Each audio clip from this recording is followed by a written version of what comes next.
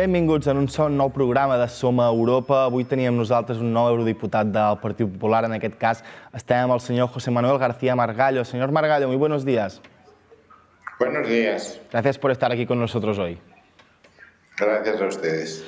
Le quería empezar preguntando por los cambios en las leyes de sedición y malversación que pactó el gobierno español con algunos partidos hace un tiempo. Le quería preguntar primero por su opinión en esos cambios en estas leyes. Mire, una de las características de las democracias liberales, por oposición a las llamadas democracias iliberales, es que las reglas del juego se respetan. Cuando las reglas del juego no se respetan, se entra en un terreno desconocido en que cualquier cosa es posible. Si quiere un ejemplo de actualidad, lo que está ocurriendo en Ucrania hace ahora un año es que se rompieron las reglas del juego del orden liberal internacional de 1945, que garantizaba, entre otras cosas, la independencia y la integridad territorial de los países y, por tanto, condenaba cualquier intento de ruptura unilateral, que es lo que ocurrió en 2014 en Crimea, en el Donbass, y lo que está ocurriendo ahora con la invasión rusa. Solo el cumplir las reglas del juego garantiza un juego limpio y estable, es decir, que todas las partes sepan a qué atenerse. Por tanto, esto es un juego muy, muy peligroso. ¿Cree, por tanto, que es un cambio que puede dar posibilidades a los partidos independentistas? Vamos a ver, no es que lo diga yo, es que lo dijo Oriol Junqueras. Oriol Junqueras dijo que al haber haber eliminado el delito de sedición y, por tanto, el considerar que la convocatoria, la celebración y la financiación de un referéndum contrario a la Constitución, declarado ilegal por el Tribunal Constitucional, es decir, una desobediencia flagrante, supone que el Estado español carece ya de dientes, de herramientas, de instrumentos, si una cosa así se vuelve a producir. Y no hace falta que te diga tornaremos a cero, que los propios inculpados han dicho. Y, en segundo lugar, Oriol Junqueras declaró que este desarme unilateral del Estado de Derecho supone una alfombra roja para la independencia. No será mañana, pero eso también Oriol Junqueras lo ha dicho. Dijo, hoy paciencia, mañana independencia. ¿Cómo ve esta situación del procés en Cataluña? Porque desde el Partido Socialista y desde el gobierno de Pedro Sánchez se dice que el proceso ya está terminado. ¿Desde el Partido Popular y usted concretamente también lo ve así? El proceso como lo vivimos tanto en 2014, porque no fue el primer referéndum del que estamos hablando, como lo que vimos en 2017, está terminado. Es decir, han dado carpetazo. Ahora han tropezado el gobierno de Sánchez con la dificultad de que los tribunales han interpretado que lo que quieren hacer, que no es sino pasar borrón y cuenta nueva, y aquí no ha pasado nada, no es posible porque mantiene la inhabilitación de algunos cargos, pero digamos que lo grueso del proceso ha terminado, lo cual no quiere decir que la cuestión catalana, como se ha llamado tradicionalmente, esté resuelta. Al revés, creo que es lo contrario, lo cual es muy doloroso, porque, mire usted, un proceso de secesión unilateral, entendiendo por unilateral no amparado por la Constitución, no es reconocido por ningún Estado del mundo, salvo dos, y hay 193, Etiopía y San Cristóbal de Nieves. Todos los demás no reconocen el derecho de secesión unilateral. Y eso lo estamos viendo en algo que estamos leyendo todos los días en los periódicos. ¿Por qué estamos defendiendo a Ucrania? Porque no reconocemos legalidad ninguna al referéndum que se hizo en Crimea o a los referenda que se han celebrado en Lugansk y Donetsk. Si se quiere la independencia, y la Constitución española no es una constitución militante, permite defender la independencia, hay que utilizar el procedimiento establecido en la ley. decir, una iniciativa legislativa, pronunciamiento del Congreso y el Senado por mayoría cualificada, disolución de las Cortes y referéndum nacional, porque la soberanía reside en el conjunto del pueblo español. Y las decisiones que juntos tomamos, entre todos debemos revisarlas si es que hay que revisarlas, pero vamos, esto es la doctrina en todas las constituciones, en todas las jurisprudencias. Fíjese usted, los Estados Unidos, que no voy a citar la guerra de secesión, que también es que hay una sentencia del siglo XIX, Texas versus White se llama, en que Texas hace un referéndum de secesión y el tribunal dice esto es papel mojado, no sirve para nada. Lo ha comentado de forma breve, pero ¿ve buena noticia que se haya mantenido la inhabilitación a los principales líderes, digamos, del independentismo?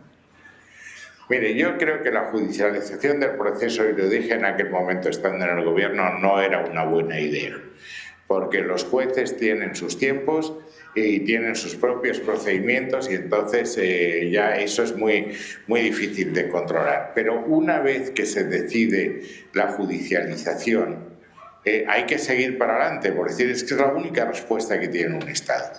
Aquí, el 2014, que fue el primero, Artur Mas, el entonces presidente, dice que va a convocar una consulta. El tribunal dice que esa consulta no es posible, no cabe dentro de la Constitución y por tanto ordena la suspensión y sigue para adelante. Y en 2017 pasó exactamente lo mismo, con un añadido que es una declaración unilateral de independencia. Y esto es malo porque, insisto, romper las reglas del juego es muy complicado. Pero es que además, y estoy hablando, mañana estoy en Barcelona, por cierto, es una auténtica estafa al electorado catalán. Se le dijo que rompían la baraja y que aquí Cataluña iba a ser recibida en la Unión Europea con flores y arcos de triunfo. Claro, mire usted, eso no es posible. ¿Por qué? Porque en la Unión Europea, y ahí hay un artículo que es el 49 del Tratado de la Unión, que dice que pueden solicitar la adhesión a aquellos estados que cumplan con los valores que inspiran a Europa. Pero subrayo la palabra Estado. Y uno no es Estado porque diga que es Estado, sino porque los demás, los 193 países, la comunidad internacional lo reconozca como Estado. Si no te reconoce como Estado, el artículo 49 no es aplicable. Por aquello que decía un sacristán chusco, las campanas no suenan por 13 razones. La primera, porque no hay campanas, sobran las otras 12. Si eso no se reconoce, Cataluña estaría al margen de la Unión Europea. Tendría que volver a establecer aranceles y perdería el cordón umbilical con el Banco Central Europeo, que es el que permite financiar una deuda que es abultadísima. Ya no tengo la cifra aquí, pero debe estar por 80.000 millones de euros. Es decir, hacer de Cataluña una especie de islote fuera de la Unión Europea es muy complicado. Estamos hablando del Parlamento Europeo. Mira, en la Unión Europea hay 27 estados. Casi todos sabemos que somos pequeños y hay algunos que todavía no lo saben, pero lo son. Es decir, dentro de 10 años solo habrá una economía europea entre los top 8, que es Alemania. Todo el resto somos muy pequeños y desunir la Unión Europea, como están experimentando los británicos, es muy mala idea. Y a desmembrar los Estados miembros de la Unión Europea es todavía una idea peor, porque vamos a ser más pequeños todavía. Quería, para terminar, hablar un poco de los posibles aliados del Estado español. Uno de ellos podría ser Marruecos, que es el país vecino, al fin y al cabo. ¿Cómo ve un poco la relación entre España y Marruecos en estos últimos tiempos, que quizá ha sido un poco más turbia? Bueno, peor que nunca. Peor que nunca. Es decir, las relaciones con el Magreb, no se olvide usted de Argelia, que era nuestro primer proveedor en energía, es la primera prioridad de la política exterior española. En materia de seguridad tenemos 2 ciudades y Canarias allí. En materia de inmigración, en materias económicas, llegamos a ser el primer proveedor, el cliente de Marruecos, y Marruecos es nuestro destino de exportación mejor, el segundo, fuera de la Unión Europea, y Argelia nos suministraba gas. Teníamos 2 gasoductos del que traíamos un gas muy barato. Y además Argelia va a ser el conducto por el que venga el gas que venga de otra parte de África, Nigeria, etc. Tenemos una posición estupenda. Bueno, es que yo se lo dije al ministro de Asuntos Exteriores, habéis logrado algo que no ha logrado ningún secretario de Estado desde Felipe V, que es enfadar al mismo tiempo a Marruecos, Argelia y al Frente Polisario. Eso, digamos, es un bingo realmente notable. ¿Qué ha pasado aquí? Primero invitan al secretario general del Frente Polisario de España, lo recuerda usted, la visita de Gali, cosa que se podía haber evitado explicándole a Argelia lo que era verdad, que tenía causas pendientes en la Audiencia Nacional y que nos podíamos haber encontrado con un conflicto monumental si se le detiene, y habiéndole pagado un tratamiento fuera, en Suiza, donde hubiese sido. Marruecos entra en cólera en este tema, retira a la embajadora, no facilita una entrada masiva de migrantes en Ceuta. Yo creo que Sánchez se asusta y lo que hace es un giro copernicano en la postura del Sáhara. Una decisión que altera la doctrina tradicional que hemos tenido todos los gobiernos, UCD, socialistas y populares, que es única en el mundo, porque hay otros países que han hablado de lo mismo, pero en diferentes términos, y las palabras las carga el diablo. Estados Unidos dijo que la autonomía para el Sáhara, que es la solución de Marruecos frente a la independencia, que es la que propone Argelia y el Polisario, era una propuesta realista. Francia dijo lo mismo. Alemania dijo que era una propuesta constructiva, pero sin descalificar la otra, sin tomar partido. Mientras que Sánchez dice que es la más realista, que es la única posible. Naturalmente Argelia entra en cólera. El resultado es que somos el único país de la Unión Europea que hoy importa más gas de Rusia que antes de la pandemia, lo cual es un éxito diplomático digno de tener en cuenta.